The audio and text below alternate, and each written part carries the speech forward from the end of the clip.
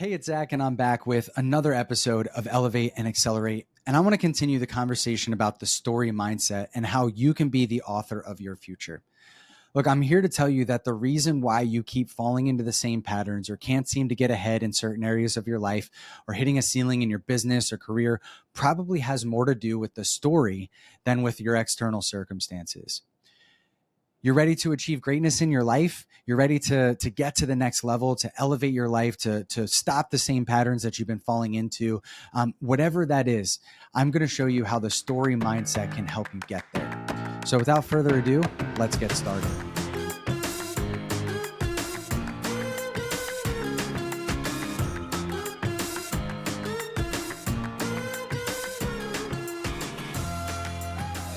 You know, we all define success differently. So when I'm talking about success, especially in today's episode, I'm not really just talking about financial success or business success. I'm talking about success in whatever area of your life where you want to do better, where you know that you can do better. And so what I want you to see is that the story mindset is a framework for not only understanding our past, and not only to understand how it's affecting our present and the decisions that we make, but really how it can help us to become the author of our story, where you can be in control of what your future looks like. And the reality that if you are not in control of your story, then somebody and something else is, whether that's your subconscious and your negative patterns, which is probably why you keep doing the same thing over and over again, or it's the naysayers in your life who are holding you back because you're believing the story that they're writing for you. The reality is that your future are the blank pages of a book, and you can author those pages or you can let somebody else author them for you. But one way or the other, they are going to be written. So how do you be the author of your story? How do you become in control of your future? And it's by knowing the story path that you are on. Joseph Campbell talks about the hero's journey in his book, The Hero with 1,000 Faces. He says that the hero's journey consists of 3 of these main phases that have multiple stages in them. I'm not going to get into them, but basically the 3 stages are the departure, where the hero receives a call where they need to leave their ordinary life and embark on this journey. The initiation, where they go through the challenges and the obstacles and overcoming the naysayers and having to face several tests, right? You think of Skywalker and Yoda, really being able to step into their role as the hero. And then it goes from the initiation into return, which is the 3rd phase. And this is the road back, where the journey of the hero starts to go back to that ordinary world that they came from. They face a final and often life-threatening challenge that tests their transformation to make sure that they really are the person who they say that they are. And then the hero returns to their ordinary world, bringing a gift or bringing something that benefits the community, whether that's their understanding or an actual object or treasure or whatever it might be. Now, this isn't a strict template, right? But this is the hero arc and the journey that we see over and over again in many different plot lines. And so a lot of times the pitfall that we fall into is believing that our story is similar. But the pitfall here is that this hero's journey and the hero that we see in the movies and in pop culture is that there's always an ending, right? When the hero overcomes the monster, as we'll talk about in a minute, that's the end of the story. But your story doesn't end when you overcome the monster in your life, whatever that might be, whatever obstacles you overcome. The reality is that your life continues on until it doesn't anymore, right? And some people believe that it may continue on after that, whether in this world or the next, right? And so whatever it is that you believe, the reality is that you are on a journey, and that end, what that end looks like, is really up to you. You have the power to author those blank pages. And that's what the story mindset is all about. It's not just about understanding where you've been and reframing the story of your past. It's not just about understanding the negative beliefs and setbacks of right now, but it's about understanding where you want to be in the future and then aligning your life around that. And that's what I call the quest. It's one of the 7 major plot lines that we're going to talk about today. And that we're going to dive in here a little bit. And so the 7 basic plots were really popularized by a British author, Christopher Booker, in his book, The 7 Basic Plots, Why We Tell Stories, right? Very simple. But every major narrative that we see today, blockbuster films really fall into one of these major plot lines. And that's things like overcoming the monster, right? Where the hero sets out to defeat a great evil or a monstrous, dragon that's threatening society or the way of life. We think of Beowulf, for example, in fighting Grendel. There's the rags to riches story, like Cinderella, who goes from a servant to a princess, or the pursuit of happiness, right? Where he's homeless and a single dad who then becomes a millionaire. It's where where the hero begins in a lowly state, having lost everything or just about everything, and then gradually achieves success and wealth and greatness over time. We've got the voyage and the return, where the hero goes to a strange land and faces these challenges, but ultimately returns home a new person, transformed, like Alice in Wonderland, returning back to normal life again, status quo, but with a different perspective on that life. There's comedy, there's tragedy, there's rebirth, right? Where the hero undergoes a significant change, often a moral transformation that leads to a positive resolution. We're coming up on the holidays here at the time that I'm recording this. We've got Thanksgiving in a couple weeks, Christmas following that. So we think of Scrooge in Charles Dickens' A Christmas Carol, right? A story of transformation and rebirth, from a grumpy old Scrooge to a generous man who gives away his wealth and his time and joy and happiness and spreads love and cheer and all those fun things, right? The seventh plot line, the one that I believe is really the plot line that we all really should subscribe to, is the quest.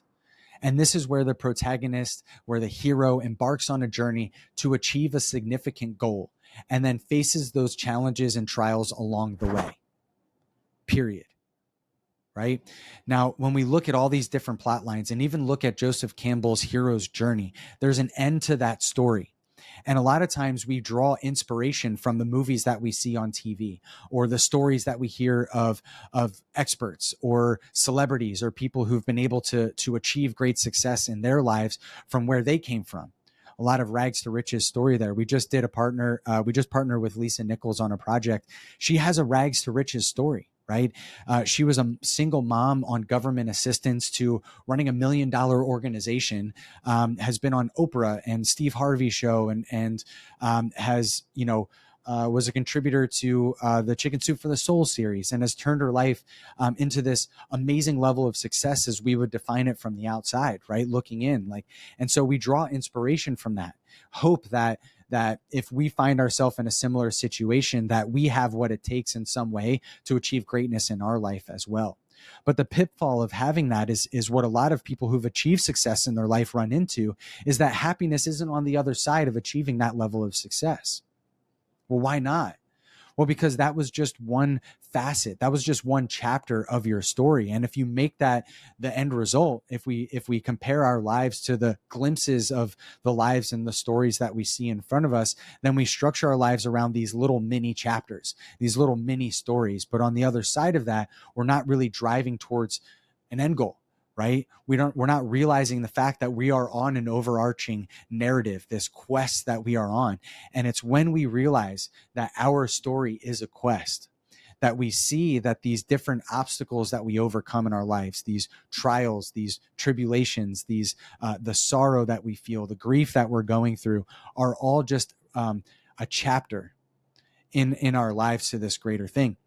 And the influence that we have on writing our future comes when understanding that this overarching narrative that we're on is driving us towards this end goal, right? If you remember the description of what a quest is all about, it's when the hero embarks on a journey to achieve a significant goal and faces the challenges and trials along the way. A great example of this is Frodo's quest to destroy the One Ring in The Lord of the Rings.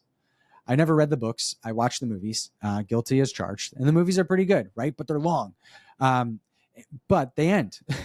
But what I want you to see in this is the similarities here is where the Lord of the Rings follows this quest, this journey that the hero is on. And there's different other mini plot lines and side quests, if you will, and side stories along the way. Overcoming the monster, fighting the dragon, rags to riches, the voyage and return. There's comedy, there's tragedy, there's rebirth, right? There's all of these different things, these mini narratives that fit in the overarching narrative. The difference is with Frodo and the Lord of the Rings story is that there was an end in mind. the journey and the significant goal that he set out to achieve, and that the stories continue to achieve, are very clear. And so all these other stories aren't the end of the plot. They're not the end of the movie, but they're the end of the chapter and the beginning of something new. The same thing is true in your life. When you have a significant goal that you want to achieve and understanding what that is, and when you can put it far out into the future, when you can understand that when I die, this is what I want my life to have been. This is the type of life that I wanted to have lived. The level of success I wanted to achieve financially, the level of success that I wanted to achieve relationally, what type of father, what type of mother, what type of husband, what type of friend, what type of family member, whatever it is, right? In all those areas of your life. And a lot of times what happens is that we become the author of our story in one facet. So we see people who are extremely successful in their careers, but they've destroyed their families in the process, right? Now, why is that? Well, probably because the story, the journey that they were on didn't include their family. Now, maybe there's other reasons and other things, and I'm not trying to get into that here, but I think fundamentally, or at least from a high level, we can say that they were on a mission to accomplish a particular objective, and that particular objective was what drove their life. It was what everything was. They were aligned on that singular focus. And there are other people and other circumstances and other situations just didn't have the time. Now, I would imagine that person probably didn't get married with the intention of getting divorced. Most people don't, but it ends up happening, right? But they were willing to sacrifice their family situation on the altar of their success because that was the mission that they were on to achieve that goal. And then everything aligned in order to achieve that goal. Now, how much different would that story have been if it was, I want to achieve this level of success while also being this type of father and husband or mother and wife? I imagine that their story would have been written very differently. They would have made decisions in both life and business very differently along the way. Now, it doesn't mean they wouldn't have gotten there, but maybe they would have gotten to a different place at a different time.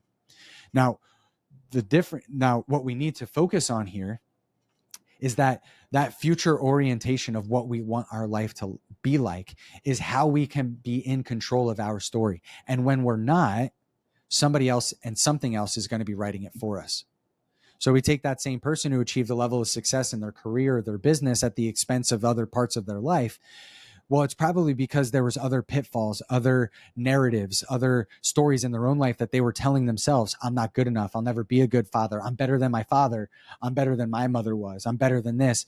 Well, this is just the best that I can do. All these other narratives were crafting that story. And that was the story that was written for them. They didn't take control of that story. They only took control of this one. And so you have the power to take control of every area of your life in the moment that you define what that goal is. What is that significant goal in each area of your life that you want to achieve? And then you align your entire life around achieving those goals. That is the quest. And when you can do that, you will experience greatness. I can think of several stories of ordinary people who've done extraordinary things because they had a singular focus and were aligned with their values. I think particularly of a movie that I just saw recently on the plane when I was flying back from Florida, called Hacksaw Ridge, which tells the story of Desmond Doss. He was a Seventh-day Adventist who served as a combat medic during World War II. And so his story highlighted, again, in this 2016 film, was the remarkable aspect of Doss's service that was, despite being a conscientious objector, he literally refused to carry a weapon in the heart of World War II, going to one of the most dangerous places, facing one of the most dangerous battles in Okinawa at the infamous Hacksaw Ridge, without ever picking up a weapon. He was able to single-handedly evacuate 75 wounded soldiers from that battlefield, lowering each one of them down a steep cliff to safety. Now, what makes this so remarkable is the fact that even for Doss to get there, he had to overcome his superiors telling him that he couldn't make it through boot camp without holding a weapon, that they didn't want him a part of the military, that they were going to court-martial him and send him to jail. And yet, in the face of every single obstacle in front of him, he refused to flinch on his values. Even for a moment when his own wife was saying to him, or his own potential wife was saying to him, the love of his life was saying, hey, maybe you should just cop a deal. Maybe you should just plea here and come home. right?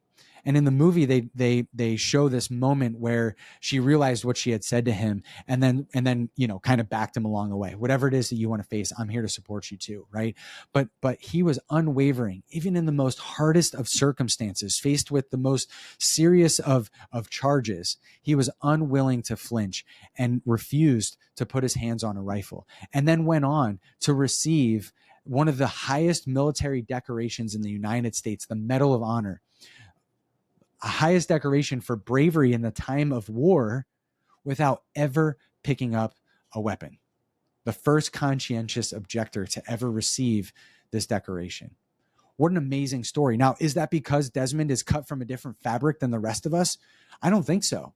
I think it was because of his unwavering commitment to his principles and his bravery in that face of adversity. But the reason why he was brave in that face of adversity was because of his principles. He talks about it himself. He says, when he was up there, he would pray, Lord, just one more person. Lord, just one more person. Give me the strength to get one more person. And he did it over and over and over again. And so his extraordinary contribution to saving lives on the battlefield came from just an ordinary person who was unwavering in his commitment to who he was as a person. He was on a mission and he set out to achieve it. Now, that was just one chapter of his story. When he came home, he stuck to his principles. He continued on in his life, loved his wife, and did the things, he was a big advocate in the church and so on and so forth, right? But that wasn't the end of his story, but it's what we remember. And it's what we can be inspired by. It's what we can look at and say, oh man, if I'm committed to my story, what type of extraordinary things could I do? I think also of someone like Rosa Parks, right? Often referred to as the mother of the civil rights movement. She played a pivotal role in the fight against racial segregation in the United States, and it centers around a single act of defiance that had profound implications for the civil rights movement. Rosa Parks, an African-American seamstress, refused to give up her seat on a bus to a white passenger, as was mandated by the discriminatory Jim Crow laws of her time. Now, her peaceful act of civil disobedience, aligned with her values, led to her arrest and ultimately sparked the Montgomery bus boycott, which was a significant turning point in the struggle for civil rights. It led to a Supreme Court ruling in 1956, just a year later, that declared segregation on public buses unconstitutional. So Rosa Parks' courage and determination, which made her an iconic figure in the civil rights movement and inspired countless others to stand up for their rights against racial injustice, and her legacy continued on far beyond that moment and became a symbol of resistance that paved the way for future advancements and further advancements in the fight for civil rights, was the testament to an ordinary person who did an extraordinary thing. And the only reason why we hear her story is because of what she was able to accomplish by sticking to her values, by believing in what she believed in and facing the most adverse of situations and coming out on the other side. I think of another person, Thomas Edison. My daughter Scout, who's 7, has the mind of an engineer in many different ways, and so she's constantly kind of inventing things and tinkering things, and she, as a true first child, has a difficult relationship with failure. She wants to be the best. She always wants to succeed. She always wants to do well.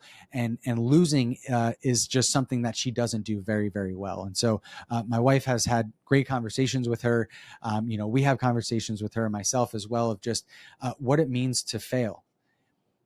And again, shaping that narrative, right? You can look at failure and tell yourself a story that you're not good enough, that you're not capable, and all these other things. Or you can look at that as an opportunity to grow. You can look at that as just one more way for you to learn on how not to do something.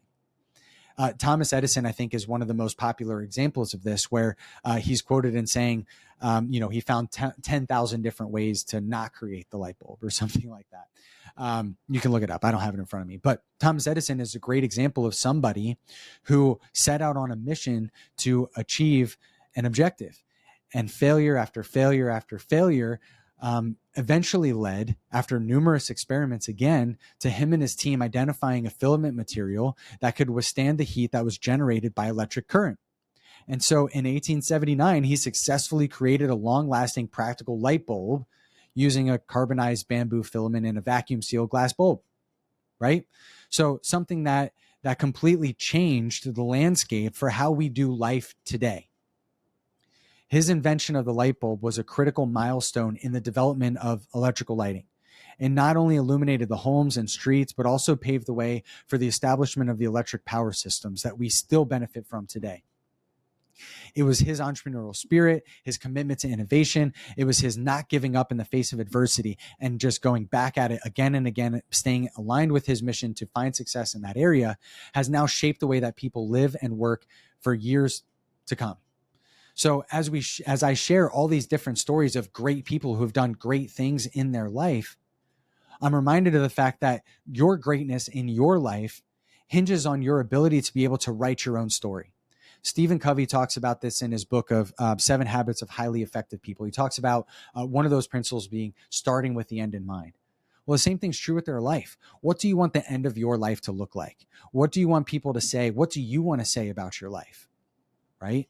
What do you want to say that you achieved in this area, in this area, in this area, in this area, not just one? And then once you have that manifesto, that rubric for how and what you want to achieve, when you've written the ending, now you can go back and fill in those blank pages of what it takes for you to get there. That is how you become the author of your own story. The problem is that most of us don't really take that time to understand the quest that we're on. Or maybe we only understand the mini quest that we're on, but it doesn't really contribute to this main storyline. You're just focused on your financial success, or you're focused on, this aspect of your life or that aspect of your life. Maybe you're chasing after romantic relationships and not these other areas where you could be really successful. Each and every single person has, as Dan Sullivan calls, a unique ability. Your unique life experiences, the stories that you have lived up until this point, and the experiences that you have gained give you a unique perspective on life. Like snowflakes, there is no one person who is the same. And by you understanding and embracing your past, by seeing how it's shaped your present, and by being able to write your future, you have the ability to achieve a level of success in your own life that also allows you to be able to help others be successful in their lives as well. You have the power to inspire an audience. Maybe it's not an international audience. Maybe it's not a national audience. Maybe it's not a global audience. Maybe it's not, even within your city. But if you could impact by your decisions and by being aligned in your mission in your day-to-day life, if you could change the life of your kids, if you could change the life of your friend or a family member, wouldn't that be worth it? That's what the story mindset is all about. What I want you to see is that when you are aligned with your mission, when you can understand that you have the power to write your story, the quest that you have set out to achieve is the path in which you will achieve greatness. Again, this doesn't mean greatness just in the eyes of others. Often we define our greatness based off of the stories that others have put on us. You define what greatness is in your own eyes, and then you can set out to achieve that greatness. It's a greatness that's based on your own story, not on the stories that others are writing for you. And then you can see then that all of these other major plot lines, all of these other obstacles in your life, whether you have to overcome a monster of a bully at school or an abusive parent or partner, whether you have nothing and are trying to find a way to gain financial independence, whatever it is that you're facing, whatever obstacle, whatever challenge, whatever journey that you are on, is that when you realize that you are just in a new chapter and that you have the power and can draw on the inspiration of the heroes of these other stories who have been able to achieve success in those little pockets of their life, that you too can achieve success in this pocket of your life, but realizing that it is only just a chapter in this greater narrative. The way that you find your way through this chapter and then get to write the next chapter of your life is only when you start with the end in mind. Then you will realize that the grief, the pain, the loss, the discomfort that you're feeling right now is just one part of this greater thing. And you do have the power to overcome. You do have the power to come out on the other side. You might fumble your way through this in every event along the way, but you being aligned on your mission, being aligned on that singular goal in these different areas of your life is the path to greatness. And then you, as an ordinary person, can do extraordinary things, however you might define that. And so I encourage you to sit down and write it out. What is it? What do you want your life to look like? And then have that in front of you every single day and make all of your decisions based off of that goal. It doesn't mean you can't change the ending, right?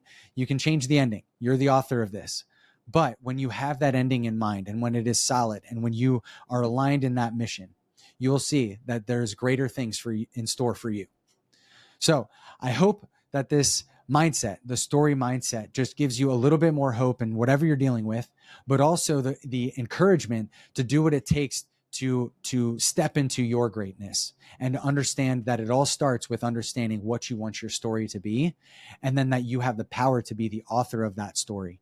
Those blank pages are being written.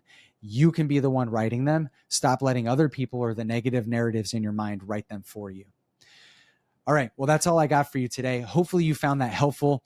If you did, please like, subscribe. I've got episodes coming out for you every couple weeks here, from everything from story to business mindsets, all these different things. So again, if you found this valuable, like, subscribe, and until next time, keep elevating and accelerating. Ciao.